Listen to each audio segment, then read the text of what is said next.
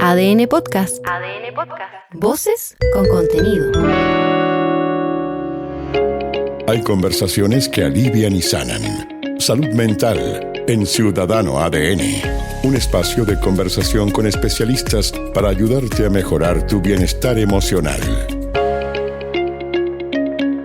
Los lunes siempre hablamos de salud mental a esta hora y hoy, como no, nos vamos a enfocar en las emergencias, en las situaciones de tragedia. Es un tema que lamentablemente hemos tenido que hacer en otras ocasiones porque, como tú lo dices, Pamela, somos un país bien acontecido y que en este tipo de situaciones se levanta. Pero el tema de la salud mental lo hemos ido aprendiendo en los últimos años.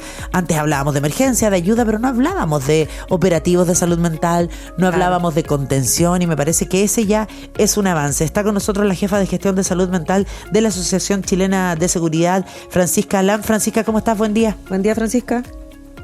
Hola, Sandra, buenos días.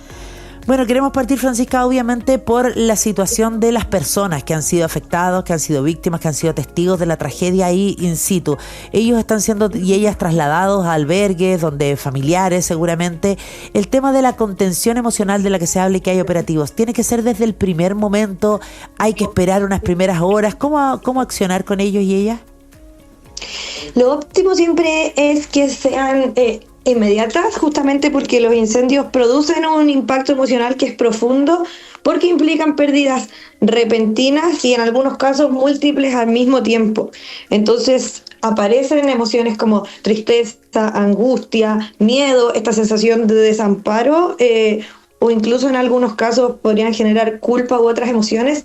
Entonces, desde ahí es ideal poder reaccionar a tiempo y poder entregar apoyo psicológico también a tiempo, ya sea como a nivel de apoyarnos en nuestras redes de apoyo, como a nivel también más profesional.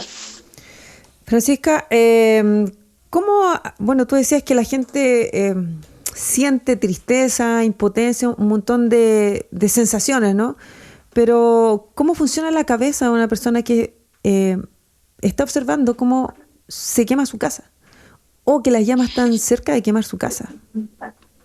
Como mencionaba, eso implica un impacto emocional que es muy profundo, y creo que algo que es muy importante ahí a partir de tu pregunta es que decimos que en situaciones anormales, como completamente inesperadas, que estaban fuera de lo planeado y que además nunca habíamos vivido nada similar, lo normal es reaccionar de una manera anormal. Entonces también puede pasar que yo misma me sorprenda de mi propia reacción, de que yo no entienda por qué me estoy sintiendo así, por qué me está pasando esto. Entonces el primer paso también es entender que es esperable reaccionar de manera anormal o reaccionar de una manera que tal vez nunca había reaccionado antes, dado que estamos viviendo una situación completamente nueva, difícil, y en muchos casos también traumática. Es por eso que es importante poder recibir algún tipo de apoyo emocional rápido.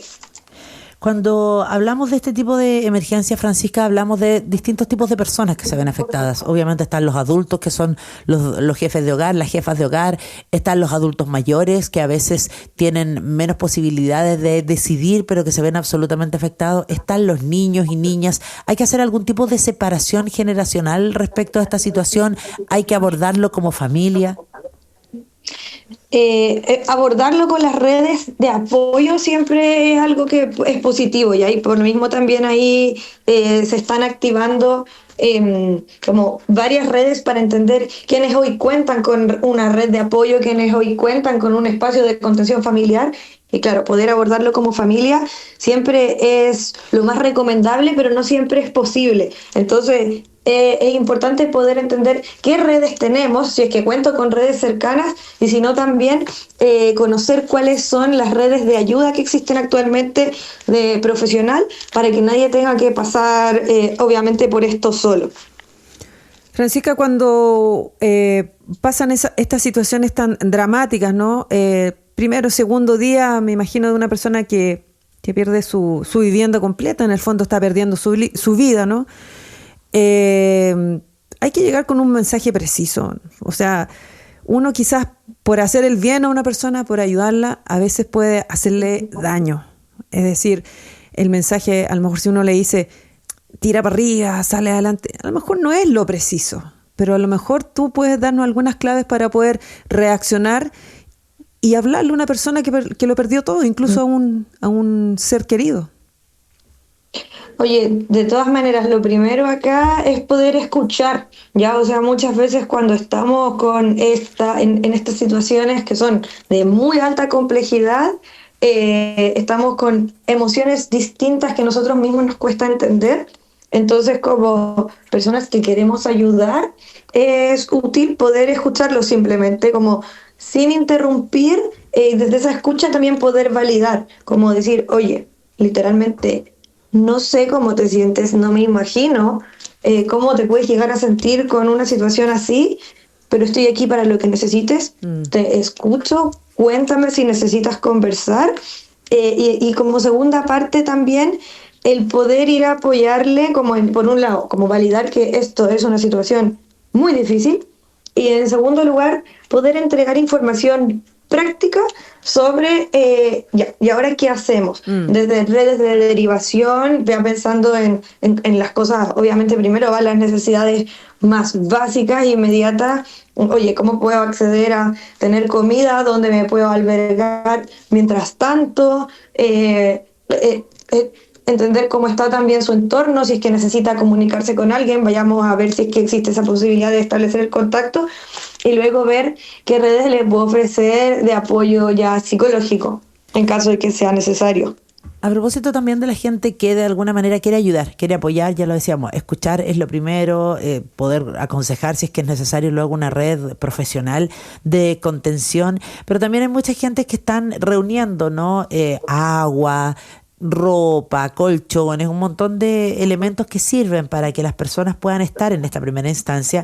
Y nuestra querida Yolanda Pizarro, que ella es académica, es consultora, especialista en políticas de género, sostenibilidad, ha estado muchas veces en el Ciudadano ADN con nosotras, hace un punto que es bien interesante, que nos recuerda que dentro de estas ayudas se incorporen toallas higiénicas, pañales, peinetas, espejos, condones. Uno piensa de pronto que son cosas allá, pero si eso es más condón, superficial, no es necesario no ahora. Claro. Y sabes que es súper necesario para lo que ella nos recuerda, para sentir algo de dignidad en medio de tanto dolor. Me acuerdo de una campaña que se hizo también hace algunos años a propósito de incendios, una chica que reunía carteras y que pedía que si tú tenías carteras que ya no usabas, las llenaras de algunos productos básicos, desodorante, colonia, talco, algún maquillaje, una peineta, y la regalaras tal cual para ella poder hacerla llegar. Ese tipo de medidas, ¿no?, de aportes, ¿es relevante también, Francisca? Y claro que sí, volver a dignificar, como dicen ustedes, es algo fundamental también para que la persona pueda sentir de alguna manera que va recuperando su vida, que tiene algo de control sobre su vida a pesar de esta pérdida, ya, porque hablamos en este caso de que también estamos viviendo un duelo. Un duelo no solo se vive cuando se muere alguien de mi entorno o un ser querido, sino también cuando vivo pérdidas así, porque con mi casa se va no solamente cosas materiales, que obviamente son muy importantes, sino también parte de mi identidad, recuerdos, una historia, tal vez esfuerzos. Entonces es importante también que vayamos desde ahí como a cuidar la parte emocional y también a cuidar la parte práctica. Entonces eso que están mencionando ustedes es muy importante. Es como un estrés postraumático, como tú decías también, ¿cierto? ¿Eso cuánto tiempo te puede acompañar o acompañar a las personas que viven este tipo de situaciones tan dramáticas de perder la casa completa y la vida y recuerdos? Oye, es muy relativo y creo que por ahí también va un poco la respuesta a la pregunta que hacían ustedes, como de cómo acompaño a alguien. Hay personas a las que una situación así les puede durar a lo mejor un mes, y hay personas que pueden estar años viviendo en una situación de estrés, como dijiste tú, postraumático. No todos desarrollan estrés postraumático, algunos pueden desarrollar un trauma más leve, una reacción de estrés agudo, y otros ya un cuadro más grave como un estrés postraumático, pero que te puede durar años. Y dentro de los síntomas también, para que la gente sepa, puede aparecer desde ahora hasta también el mediano y largo plazo en algunos casos, llanto frecuente, dificultades para dormir, pensamientos recurrentes o flashbacks sobre lo ocurrido, una sensación de irritabilidad, cansancio extremo o desconexión emocional, porque esta sensación que yo tenía como de control, porque tengo cosas y tengo una casa y un hogar, se va y eso hace que me encuentre en un entorno de mucha incertidumbre, de no saber qué va a pasar hoy, mañana, y esa incertidumbre me hace estar en un estado de alerta constante y eso cansa a nivel emocional y también cansa a nivel físico. Algo que nos pasa con las personas cuando están en situación de emergencia es que, claro, todos queremos ayudar, pero como tú decías recién, lo primero es escuchar. A veces metemos las patas, a veces tratamos de bajarle el perfil a la emergencia. Por ejemplo, si tú no perdiste tu casa, solo tienes una parte dañada y se te murió una mascota, es como, ya bueno, pero no piensa que el vecino de allá se le murió un familiar y perdió la casa entera, a ti se te murió el gatito nomás, o se te murió el perrito nomás. Y ahí hay un dolor profundo pensando en cómo es el vínculo que tienen hoy día las personas con sus mascotas, por ejemplo, o a lo mejor con solo el shock de haber tenido el fuego muy cerca y si no se te incendió la casa, pero igual el miedo que tuviste, la incertidumbre, o sea, siento que a veces minimizamos algunas situaciones tratando de consolar y me parece que no es el camino correcto, ¿no? De acuerdo, sí, efectivamente desde ahí hablamos con lo que implica validar una emoción, es entender que como yo me siento es válido y está bien y que no existe una forma correcta de sentir y que las emociones son subjetivas y el cómo yo me siento no depende literalmente de lo que pasó y entonces como te pasó esto tú deberías sentirte de cierta forma, sino que lo que a ti te pasó es personal y te va a afectar a ti de una manera en particular y eso está correcto. Da lo mismo como le afectó a la persona de al lado. Y en términos de cómo me siento yo, también da lo mismo que le pasó al resto de las personas, porque lo que a mí me pasa también es válido.